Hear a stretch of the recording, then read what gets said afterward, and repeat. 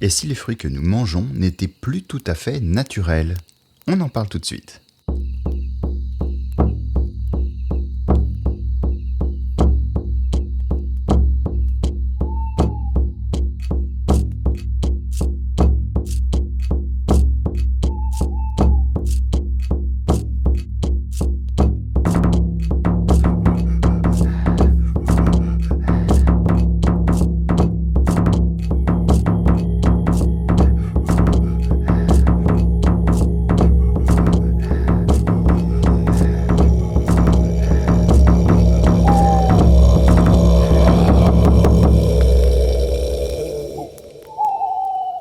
En 1989, le niveau des eaux du lac Tibériade en Israël s'est mis à baisser faute de pluie. De plus, depuis plusieurs années, on pompait beaucoup d'eau dans le lac. Le rivage a donc commencé à reculer, découvrant peu à peu ce qui était alors caché sous plusieurs mètres d'eau et de sédiments. Et c'est là que quelque chose est progressivement réapparu. D'abord, quelques pierres, puis des foyers, puis les contours de petites huttes construites avec des branchages. Les archéologues venaient de découvrir un nouveau site qu'ils ont appelé Ohalo 2, un campement de pêcheurs, de chasseurs et de cueilleurs vieux d'environ 23 000 ans. La découverte en elle-même était déjà exceptionnelle, mais ce qui attendait les chercheurs dans les sédiments l'était encore davantage, parce que les pierres se conservent, les eaux se conservent parfois, mais ce qui est organique comme les feuilles, les fruits, les graines, les restes des repas, tout ça disparaît généralement très vite. Sauf qu'à Ohalo 2, l'eau et les sédiments avaient protégé les vestiges de tout ce qui participe habituellement à leur dégradation, comme l'oxygène, les insectes, les champignons, certaines bactéries, et ce, pendant des millénaires. Les chercheurs ont ainsi retrouvé près de 150 000 graines et fragments de fruits, des céréales sauvages, des amandes, des pistaches, des olives sauvages, des framboises, des figues sauvages, du raisin sauvage. 23 000 ans avant nous, soit bien avant l'agriculture, des chasseurs-cueilleurs consommaient donc déjà certaines des plantes qu'aujourd'hui on cultive et qu'on retrouve dans les rayons de nos marchés et de nos supermarchés. Mais attendez, s'ils revenaient parmi nous aujourd'hui, si ces chasseurs-cueilleurs d'il y a 23 000 ans se promenaient aujourd'hui au rayon primeur, reconnaîtraient-ils réellement les fruits que nous mangeons? Reconnaîtrait-il une pomme Golden Delicious parfaitement ronde, jaune et brillante? Reconnaîtrait-il une énorme pêche gorgée de jus? Reconnaîtrait-il nos grappes de raisin sans pépins? Et surtout, que penserait-il d'une banane Cavendish? Parce qu'une banane sauvage, ça ne ressemble pas vraiment à la banane que l'on glisse aujourd'hui dans le cartable des mini-sapiens. Les bananes sauvages possèdent de vraies graines, des graines nombreuses, des graines noires, des graines dures, parfois tellement présentes qu'il ne reste qu'un peu de chair coincée entre elles. Les bananes cultivées que nous mangeons, au contraire, sont charnues, presque entièrement dépourvues de graines fonctionnelles et, généralement, incapables de se reproduire seules. Pour continuer à les cultiver, on ne plante pas les petits points noirs que l'on aperçoit au milieu du fruit. Non, on prélève un rejet de la plante, on le replante, et puis on recommence. La banane Cavendish que vous achetez aujourd'hui est donc très éloignée de ses parentes sauvages et pleines de graines. Elle est le résultat de plusieurs milliers d'années de sélection et de multiplication par les humains. Alors, est-elle encore naturelle ? Est-ce qu'une banane qui ne peut pratiquement plus se reproduire sans nous est encore un aliment naturel ? Est-ce qu'une clémentine, née d'un croisement entre deux autres agrumes, est naturelle ? Est-ce qu'une pomme, reproduite par greffage depuis plusieurs siècles, est elle aussi naturelle ? Et à partir de combien d'interventions humaines un fruit cesse-t-il d'être naturel ? C'est une question moins simple qu'elle en a l'air. Parce que, comme on l'a expliqué dans le dernier épisode, nous, occidentaux, avons tendance à opposer deux mondes. D'un côté, la nature, de l'autre, l'être humain. D'un côté, le fruit sauvage, de l'autre, le produit artificiel. Mais entre les deux, il existe une immense zone grise. Une zone faite de cueillettes, d'observation, de plantation, de croisement, de greffe, de mutation et de choix humains. Des choix qu'on a répétés encore et encore pendant des centaines de générations. Mais avant d'examiner ces transformations, il faut toutefois rappeler une chose importante. Si nos ancêtres consommaient des fruits, ce n'était probablement pas parce qu'ils avaient lu quelque part qu'il fallait manger 5 fruits et légumes par jour. Ils les consommaient parce qu'ils étaient disponibles, parce qu'ils étaient comestibles, parce qu'ils étaient agréables et parce qu'ils fournissaient quelque chose d'utile. Un fruit charnu apporte généralement de l'eau, il apporte de l'énergie sous forme de glucides, il apporte des fibres et, selon les espèces, il peut fournir en quantité variable de la vitamine C, de la vitamine B9, des caroténoïdes, du potassium et de nombreux autres composés produits par les plantes. Une orange, une mûre, une pomme et un avocat sont tous des fruits. Mais ils n'apportent évidemment pas la même chose. Certains vont être très riches en vitamine C, d'autres apportent davantage de fibres. D'autres encore sont particulièrement intéressants pour leurs pigments ou pour leur potassium. Et tout ça, c'est très bon pour notre organisme. La vitamine C, par exemple, participe à la fabrication du collagène. Le collagène, c'est la protéine la plus abondante du corps humain. C'est une protéine essentielle pour assurer la structure, l'élasticité et la résistance de la peau, des os, des tendons et du cartilage. La vitamine C participe également au fonctionnement immunitaire et améliore l'absorption du fer présent dans les végétaux. Une carence en vitamine C peut entraîner de graves problèmes de santé, et notamment le fameux scorbut. Donc, mangez des fruits. La vitamine B9, que l'on appelle également folate, intervient dans la fabrication de l'ADN et dans la division des cellules. Une carence en vitamine B9 peut entraîner fatigue, anémie, troubles nerveux et problèmes digestifs. Donc, mangez des fruits. Le potassium, quant à lui, joue notamment un rôle dans la transmission des impulsions nerveuses, la contraction des muscles et la répartition des fluides dans l'organisme. Manquer de potassium peut entraîner des crampes, une fatigue générale, des problèmes de constipation et des palpitations. Donc, mangez des fruits. Quant aux fibres, elles participent au transit, elles nourrissent une partie de notre microbiote intestinal et elles contribuent largement à la satiété et donc à l'équilibre de ce que vous mangez. Et donc, mangez des fruits. Alors bien sûr, ça ne signifie pas qu'un seul fruit contient tout ce dont nous avons besoin. Cela ne signifie pas non plus qu'une pêche puisse remplacer un repas complet. Mais dans un environnement où les ressources alimentaires variaient selon les lieux et les saisons, trouver un arbre couvert de fruits mûrs constituait une opportunité remarquable. De l'eau, de l'énergie, des micronutriments, des fibres et surtout, une facilité d'accès. Et oui, car un fruit est rarement un aliment qui cherche à s'enfuir, à vous mordre ou à vous encorner quand vous tentez de l'attraper pour le manger. Et les plantes avaient elles-mêmes intérêt à ce que certains animaux consomment leurs fruits. C'est même pour une grande partie d'entre eux la raison d'être du fruit. La plante fabrique une enveloppe charnue, colorée, odorante, parfois sucrée, autour de ses graines. Un animal aperçoit la couleur, il sent l'odeur, il mange la chair, puis il transporte ou rejette la graine un peu plus loin. Le fruit est donc une sorte de marché passé entre la plante et l'animal. La plante fournit la récompense, l'animal assure le transport et la dispersion. Et puis un animal particulier est entré dans ce marché. Un animal capable de se souvenir précisément de l'arbre qui donnait les fruits les plus doux. Un animal capable de revenir l'année suivante. Un animal capable de transporter une graine sur plusieurs kilomètres, puis de la planter, de l'arroser, de protéger la jeune pousse, de couper les arbres concurrents et, finalement, de multiplier uniquement ceux qui lui plaisaient. Cet animal, évidemment, c'était nous. Au départ, le processus a probablement été très simple.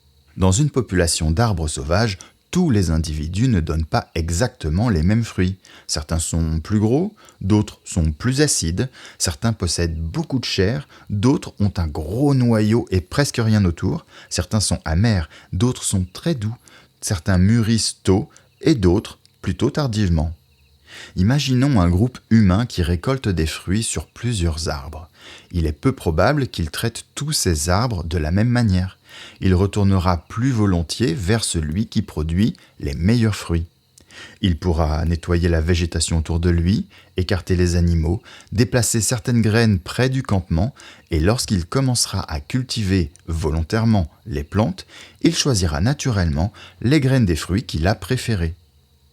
Alors évidemment, il ne se dit pas « Je vais exercer une pression de sélection artificielle sur le phénotype de cette espèce afin de générer une variété de fruits aux qualités organoleptiques et nutritionnelles supérieures. » Non, il se dit simplement « Ah, celui-là il est meilleur » ou « Tiens, celui-là il est plus gros » ou encore « Celui-là il laisse pas la bouche sèche pendant 10 minutes, donc il est pas mal. » Et cette petite préférence, répétée pendant des générations, finit par transformer une espèce entière.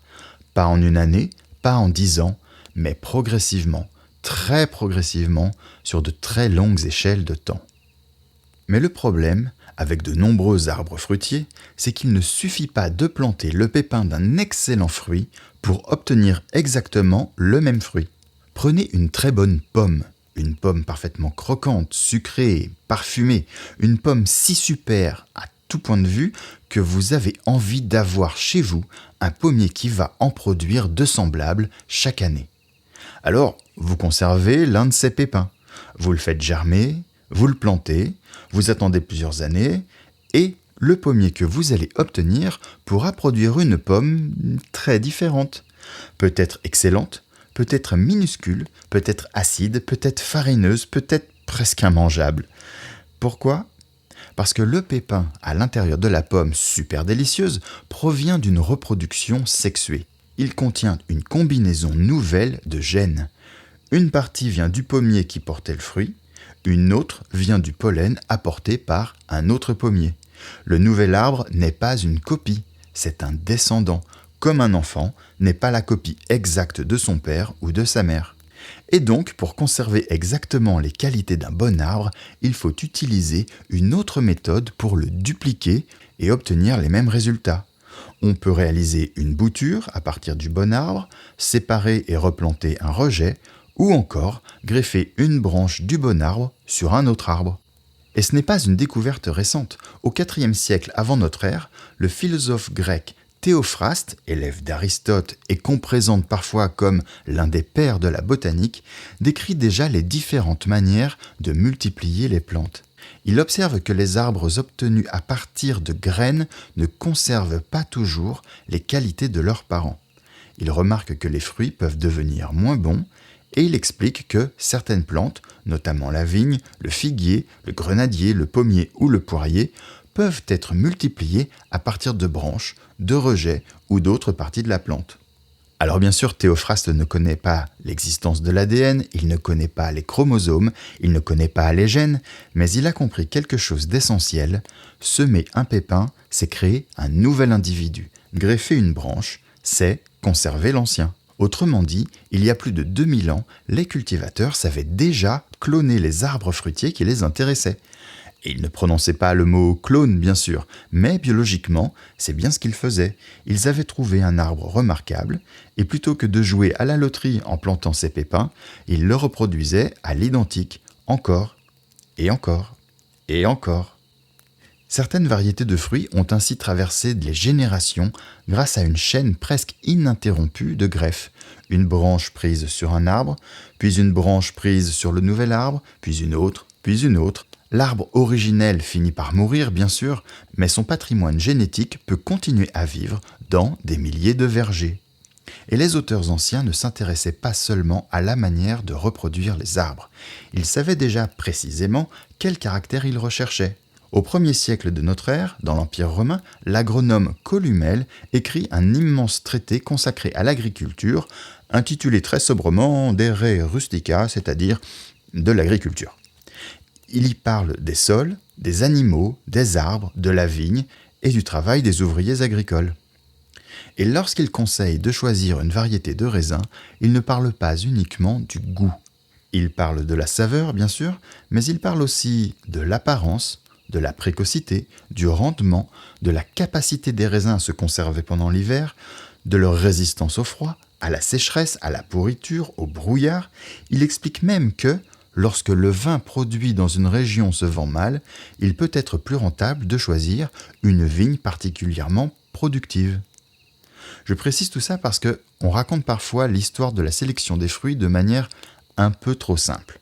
Autrefois, les paysans auraient sélectionné le goût et la qualité, puis l'agriculture industrielle serait arrivée et aurait commencé à ne penser qu'au rendement, à l'apparence et au profit. Mais les conditions économiques n'ont pas été inventées par les supermarchés. Il y a 2000 ans, cet agronome romain conseillait déjà de choisir des raisins productifs, beaux, résistants et capables de se conserver. La différence, ce n'est donc pas que les anciens ignoraient le commerce, la différence, c'est l'échelle. L'échelle de la production, l'échelle des transports, l'échelle des marchés et l'échelle de la sélection. Pendant longtemps, les transformations se sont faites par observation. On repérait un arbre intéressant, on le reproduisait, on plantait des pépins, on attendait plusieurs années, on goûtait les fruits, puis on conservait éventuellement les meilleurs arbres. C'était lent, très lent. Mais au fil des siècles, les humains ont appris à provoquer volontairement des croisements et à sélectionner plus méthodiquement leurs descendants. L'histoire de la pêche, le fruit, pas l'activité qui capture des poissons, l'histoire de la pêche nous montre à quel point cette sélection a laissé des traces profondes. En 2019, une équipe internationale de chercheurs a rassemblé le matériel génétique de 480 pêchers. Des pêchers sauvages, des variétés anciennes, des variétés traditionnelles et des variétés modernes cultivées en Asie, en Europe et en Amérique. Leur objectif était de lire, dans le génome de ces arbres, l'histoire des choix réalisés par les humains depuis plus de 5000 ans. Et les chercheurs ont découvert que la transformation ne s'était pas faite d'un seul coup. Au début de la domestication, l'un des caractères les plus fortement sélectionnés semble avoir été la taille du fruit. Et cela se comprend. Entre un petit fruit avec un gros noyau et un fruit plus charnu, le choix est assez vite fait. Davantage de chair, davantage de nourriture, moins de temps passé à cueillir et à préparer une multitude de petits fruits pour la même quantité. Puis, dans un second temps, la sélection s'est portée plus fortement sur d'autres caractères, la texture, la saveur, la teneur en certains sucres et acides, la couleur de la chair, l'adhérence ou non de la chair au noyau, la période de maturité. Et les chercheurs ont même retrouvé des orientations différentes selon les régions et les habitudes culinaires.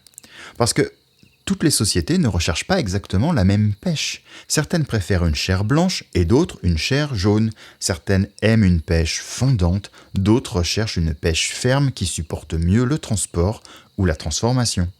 La domestication n'est donc pas une ligne droite qui conduirait simplement du fruit acide vers le fruit sucré. C'est un immense arbre de décision. On choisit la couleur, la taille, la texture, la résistance, la date de récolte, et chaque société, chaque époque, chaque système agricole ajoute ses propres préférences. Parfois, c'est un nouveau fruit qui apparaît presque par accident. C'est le cas de la clémentine. Son histoire se déroule à la fin du XIXe siècle à Misserguin près d'Oran, en Algérie.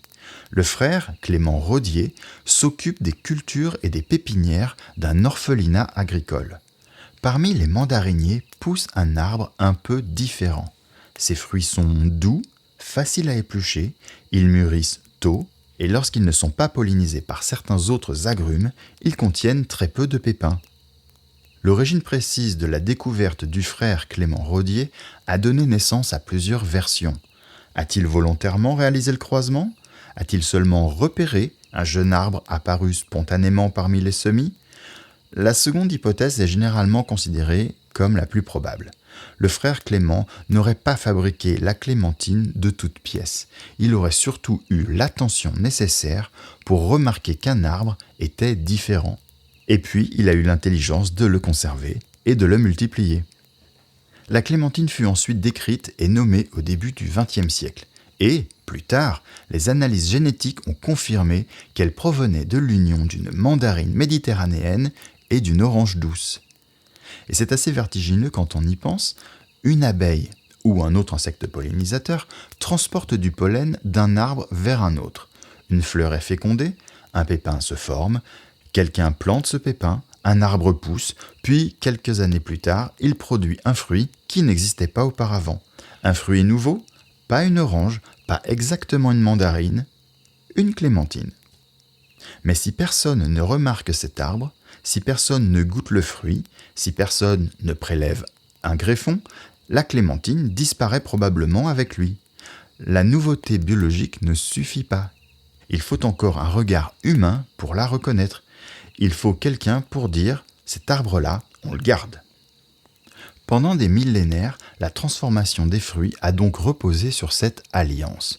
Le hasard produit des différences, la reproduction mélange les caractères, des mutations apparaissent et les humains choisissent. Le hasard propose, l'être humain dispose. Puis, plus récemment dans notre histoire, la sélection s'est accélérée. Nous avons appris à contrôler les pollinisations, à transporter le pollen d'un arbre précis vers la fleur d'un autre, à protéger la fleur pour éviter qu'un autre pollen ne vienne la féconder, à produire des centaines, parfois des milliers de descendants, à les planter, à mesurer leur rendement, à tester leur résistance aux maladies, à analyser leur teneur en sucre, leur acidité, leur couleur, leur fermeté, puis à conserver quelques individus seulement. Et aujourd'hui, nous pouvons aller encore plus loin. Nous pouvons lire leur génome, identifier les régions de l'ADN associées à certains caractères, repérer très tôt les jeunes plants les plus prometteurs avant même qu'ils produisent leurs premiers fruits. Une sélection qui demandait autrefois plusieurs décennies peut parfois être orientée beaucoup plus rapidement. Mais les objectifs ont eux aussi changé, ou plutôt, ils se sont multipliés. Un fruit moderne ne doit pas seulement être bon à manger, il doit être rentable à produire, il doit parfois pouvoir être récolté rapidement, il doit résister à une maladie, à un champignon, à un insecte, à la sécheresse, il doit mûrir au bon moment, pas trop tôt, pas trop tard, et idéalement, les fruits d'un même verger doivent mûrir à peu près ensemble. Puis, ils doivent être cueillis, manipulés, triés, calibrés, posés dans une caisse, empilés avec d'autres caisses, conservés au froid, transportés sur des centaines, parfois des milliers de kilomètres, déchargés, remis en rayon, palpés par plusieurs consommateurs qui les trouvent soit trop fermes, soit trop mous, et puis, certains seront enfin ramenés à la maison. Une pêche peut être absolument délicieuse lorsqu'elle est cueillie mûre sur l'arbre, mais devenir presque impossible à commercialiser si elle se transforme en compote au premier choc. Une fraise peut posséder un parfum extraordinaire, mais n'intéresser aucun distributeur si elle moisit après 24 heures. Une pomme peut être excellente, mais rejetée si sa couleur n'est pas régulière ou si sa peau présente des petites marques. Alors, on sélectionne aussi la fermeté, la conservation, la résistance au choc, la régularité, la couleur, la forme, le calibre. Et cela ne signifie pas nécessairement que les sélectionneurs se moquent du goût ou de la nutrition. Cela signifie que le fruit doit répondre aux attentes de nombreux acteurs. À l'agriculteur, qui veut une récolte suffisante, au transporteur, qui veut un fruit résistant, au commerçant, qui veut pouvoir le conserver longtemps, au consommateur, qui veut qu'il soit beau, bon marché et disponible au moment où il en a envie. Nous voulons une fraise qui possède le goût d'une fraise cueillie mûre dans le jardin de notre grand-mère, mais nous voulons aussi pouvoir l'acheter à plusieurs centaines de kilomètres de son lieu de production. Nous voulons une pêche extrêmement juteuse, mais nous nous plaignons si elle est très légèrement abîmée. Nous voulons des variétés anciennes, mais au final, nous choisissons souvent les fruits les plus gros, les plus réguliers et les plus bruyants du rayon. Le fruit moderne n'est donc pas juste le résultat d'une sélection, d'une optimisation rationnelle, il est aussi le résultat de nos contradictions.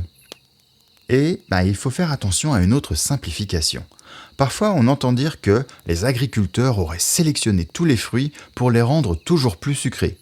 Et il y a une part de vérité. En tant qu'espèce, nous avons souvent privilégié les fruits doux et nous avons réduit l'amertume ou l'astringence.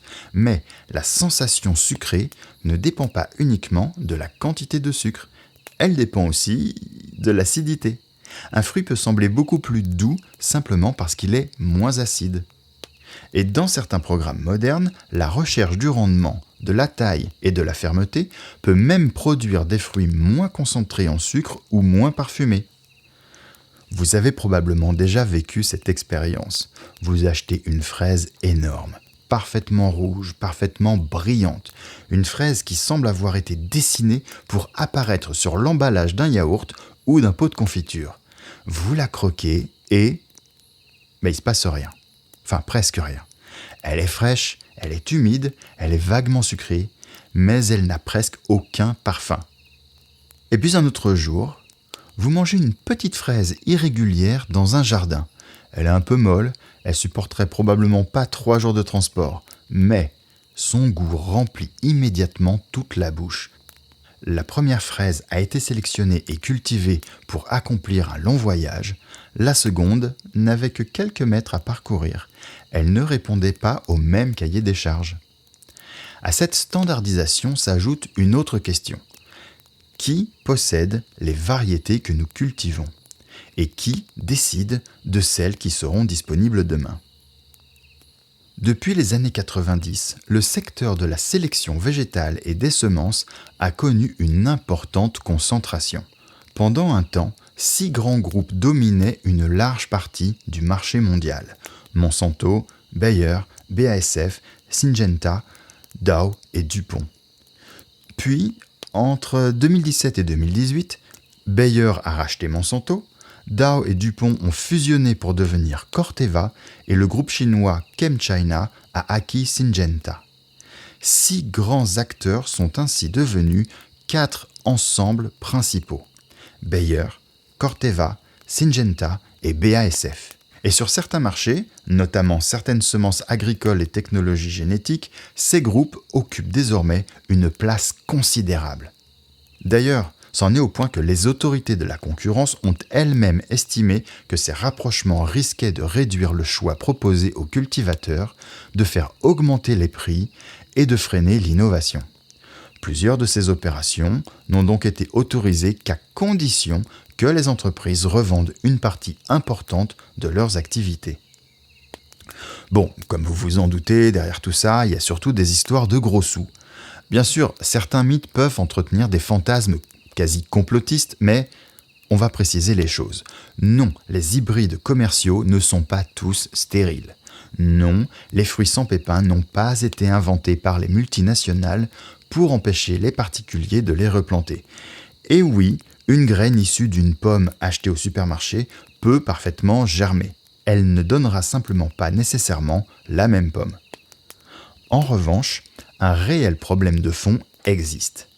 Lorsque quelques variétés très performantes remplacent des centaines de variétés locales, nous perdons de la diversité. Nous perdons des formes, des goûts, des couleurs, des périodes de maturité différentes, des adaptations à certains sols, à certains climats, à certaines maladies. Cette diversité des fruits n'est pas seulement une collection nostalgique de vieux fruits biscornus, c'est aussi une boîte à outils génétique. Une variété locale, peu productive, peut posséder une résistance exceptionnelle à une maladie. Une petite pomme très acide peut supporter un froid qu'une variété commerciale ne tolère pas. Un parent sauvage presque immangeable peut porter un gène capable de sauver une culture entière.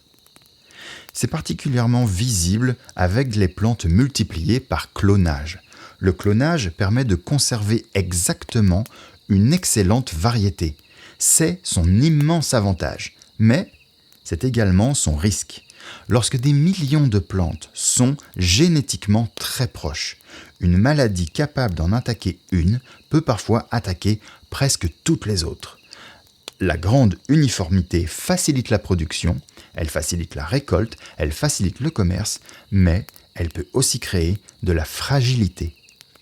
Les institutions chargées de conserver les ressources végétales cherchent donc à protéger les parents sauvages et les anciennes variétés, notamment parce qu'ils constituent un réservoir de diversité utile pour l'avenir. Et là, c'est l'illustration de la fameuse différence entre un système performant et un système robuste. C'est un sujet qui ne se borne évidemment pas au marché du fruit, et d'ailleurs j'y reviendrai dans un futur épisode. Bon, mais alors, après tout ça, que faut-il penser des fruits modernes ? Sont-ils devenus trop gros, trop sucrés, trop standardisés, trop éloignés de ce que mangeaient nos ancêtres ? Eh bien oui, ils sont souvent très différents. On l'a dit, une banane Cavendish ne ressemble pas à une banane sauvage remplie de graines.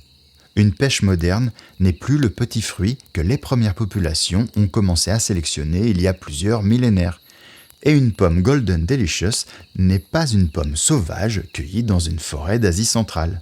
Mais différent ne veut pas dire mauvais. Sélectionné génétiquement ne veut pas dire dangereux.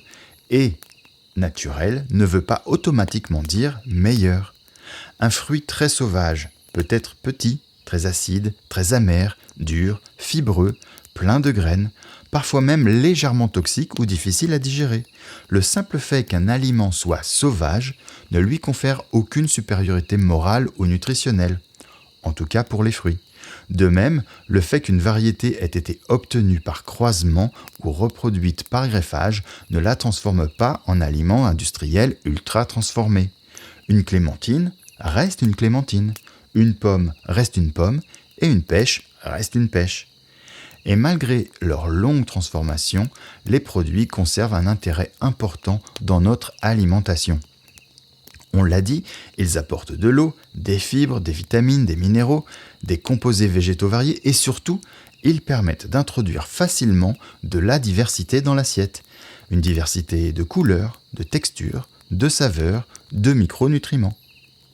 Les études portant sur les habitudes alimentaires retrouvent de manière assez constante une association entre une consommation importante et variée de fruits, de baies et de légumes et une diminution du risque de maladies cardiovasculaires, de certains cancers et de mortalité prématurée. Alors, ça ne signifie pas qu'un fruit particulier soit un médicament.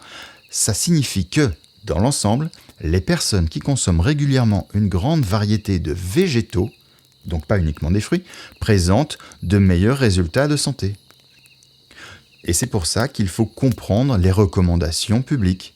Pendant des années, nous avons tous entendu « Pour votre santé, mangez au moins 5 fruits et légumes par jour ». 5 fruits et légumes.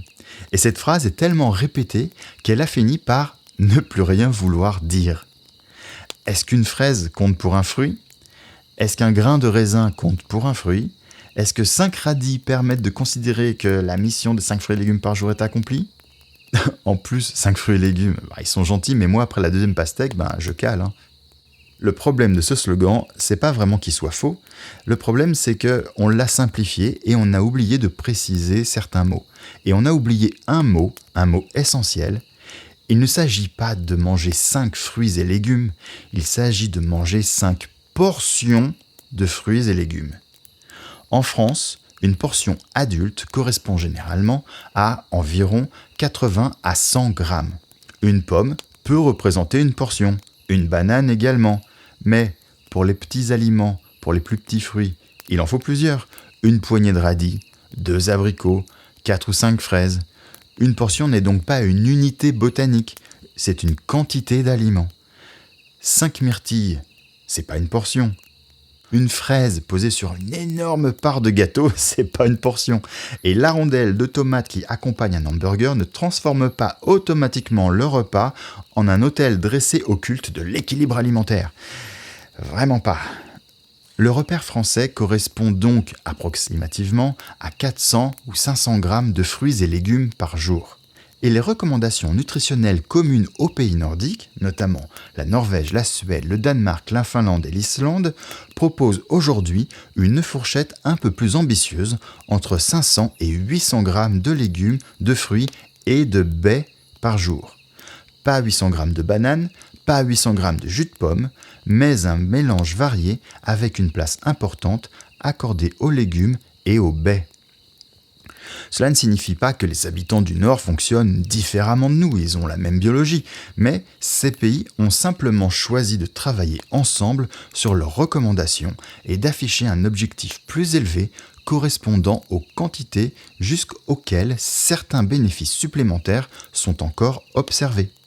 Et la variété dans la consommation de fruits et de légumes est probablement plus importante que le respect obsessionnel d'un chiffre exact.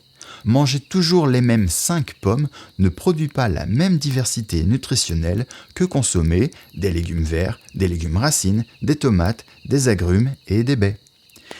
Et les couleurs ne sont pas qu'une décoration.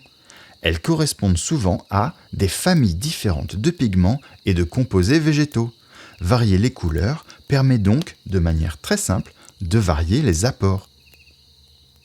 Il faut aussi distinguer les fruits entiers de leurs produits dérivés. Manger une orange demande de l'éplucher, de la mâcher, d'avaler les quartiers les uns après les autres. La chair et les membranes apportent des fibres, le volume occupe de la place dans l'estomac. Mais boire le jus de 3 ou 4 oranges peut prendre quelques secondes. On absorbe rapidement une quantité importante de sucre, du fructose, avec beaucoup moins de fibres et un effet rassasiant beaucoup plus faible. Alors, un jus de fruits, c'est quand même pas aussi horrible qu'un soda, mais il est franchement loin d'être l'équivalent parfait d'un fruit entier. Les fruits séchés, quant à eux, posent une autre question. Lorsqu'on retire l'eau, le fruit devient beaucoup plus concentré. Quelques abricots secs se mangent très vite. Une poignée de raisins secs représente une quantité de raisins frais bien plus importante qu'on ne l'imagine. Alors, ce ne sont pas de mauvais aliments, mais le volume trompe facilement notre perception des quantités. Finalement, la bonne question n'est peut-être pas « les fruits modernes sont-ils naturels ?» parce que le mot naturel ne permet pas de décrire correctement leur histoire. Ils ne sont pas entièrement sauvages, mais ils ne sont pas non plus entièrement artificiels. Ils sont vivants, ils poussent, ils mûrissent, ils répondent au climat, au sol, à l'eau, aux champignons, aux insectes et aux saisons. Mais leur forme, leur goût et leur génétique portent également l'empreinte de nos choix. Une pomme moderne est un produit de l'évolution, mais elle est aussi un produit de la migration des peuples, des échanges commerciaux, des premiers cultivateurs, des greffeurs grecs et romains, des paysans, des monastères, des pépiniéristes, des chercheurs, des transporteurs, des supermarchés et de nous, les consommateurs. Parce que chaque fois que nous choisissons une pomme brillante plutôt qu'une pomme tachée, une fraise énorme plutôt qu'une petite fraise, un raisin sans pépins plutôt qu'un raisin avec pépins, nous participons nous aussi à la sélection. Nous ne choisissons peut-être pas directement les graines qui seront plantées, mais nos achats indiquent aux producteurs, aux distributeurs et aux sélectionneurs ce que nous voulons retrouver l'année suivante. Les fruits d'aujourd'hui ne ressemblent donc plus toujours à ceux de nos ancêtres, mais ils racontent encore leur histoire. Ils racontent les cueilleurs d'Ohalo II qui ramassaient des figues et des raisins sauvages sur les rives du lac Tibériade. Ils racontent les premiers cultivateurs qui ont conservé les arbres les plus intéressants. Ils racontent Théophraste qui avait compris qu'un pépin ne reproduisait pas fidèlement un bon arbre. Ils racontent Columelle qui recherchait déjà des raisins beaux, résistants et rentables. Ils racontent le frère Clément qui a remarqué qu'un arbre de sa pépinière produisait un fruit différent. Et ils racontent notre époque. Une époque qui veut des fruits abondants, réguliers, résistants, disponibles longtemps et transportable partout. Alors cet été, lorsque vous mangerez une pêche, une pomme, un abricot ou une poignée de myrtilles, prenez quelques secondes pour la regarder. Ce que vous tenez entre vos mains n'est pas simplement un produit de la nature. Ce n'est pas simplement non plus un produit de l'agriculture.